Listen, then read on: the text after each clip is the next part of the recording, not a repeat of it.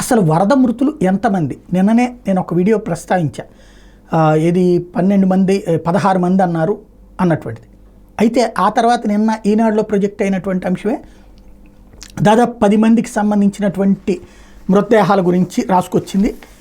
ఇదే చనిపోయినటువంటి వాళ్ళకి సంబంధించి పెరుగుతున్నారు అన్నటువంటి కోణాన్ని రాసుకొచ్చింది.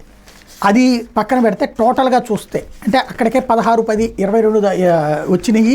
ఇది 12 మృతదేహాలు వేరు ప్రాంతాల్లో ఒక్కరోజు 12 మృతదేహాలు లభ్యమైనాయి అని అంటే అక్కడికే 28. సాక్షి వాళ్ళు రాస్తుంది 32 మంది.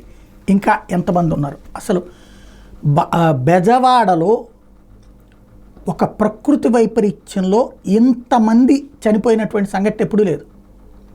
ఎన్నో వరదలు చూసాం, కానీ ఆస్తి నష్టం చాలా జరిగింది. ఏది కృష్ణలంక లోపల అట్లాంటిది బుడమేరు ప్రాంతంలో కానీ ప్రాణ నష్టం అన్నటువంటిది ఇంత భారీ స్థాయిలో జరగడం ఇదే ఫస్ట్ టైం. ఏకంగా ఇప్పటికి పోనీ వీళ్ళ లెక్కేసుకుంటే 32, సాక్షి లెక్కేసుకుంటే, గవర్నమెంట్ లెక్క చూసుకుంటే మొన్న 16, నిన్న 12, 28కి ఇంకా అసలు ఎంతమంది? ఇది తేలాల్సినటువంటి అంశం.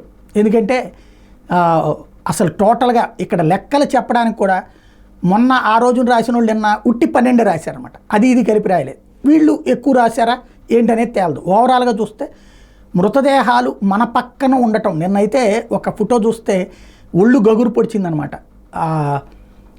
సురక్షిత ప్రాంతానికి తరలివెళ్తున్న కుటుంబం, ఒక మనిషి గుండెపోటు వచ్చేసి చనిపోతే ఆ పైన ఉన్నటువంటి వెహికల్ మీద పెట్టేసి వెళ్ళిపోయారు మృతదేహాన్ని.